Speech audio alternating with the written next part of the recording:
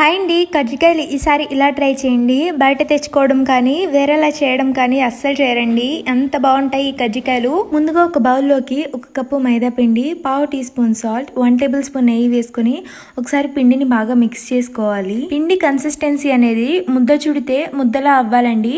అప్పుడే కజ్జికాయలు మంచి క్రిస్పీగా వస్తాయి. ఇప్పుడు కొద్దిగా గోరువెచ్చని వాటర్ మిక్స్ చేసుకుంటూ పిండిని కొంచెం గట్టిగానే కలుపుకోవాలండి.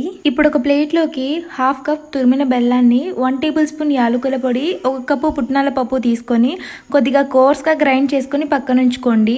1 టేబుల్ స్పూన్ నెయ్యిలోకి సన్నగా కట్ చేసిన బాదం, జీడిపప్పు, సన్నగా తురుముకున్న 1 కప్పు ఎండు కొబ్బరి పొడి తీసుకుని బాగా ఫ్రై చేసుకోవాలి. ఇలా ఫ్రై చేసుకున్న డ్రై ఫ్రూట్స్ ని మనం ముందుగా మిక్సీ పట్టుకున్న పౌడర్లోకి యాడ్ చేసుకుని ఒకసారి కలుపుకొని పక్కన పెట్టేసేయండి. ఇప్పుడు మైదా పిండిని చిన్న చిన్న చపాతీ లాగా చేసి కజ్జికాయల పొడిని స్టఫ్ చేసుకుని కజ్జికాయలాగా ప్రిపేర్ చేసుకుని డీప్ ఫ్రైకి సరిపడా ఆయిల్లో ఫ్రై చేసుకుని పక్కన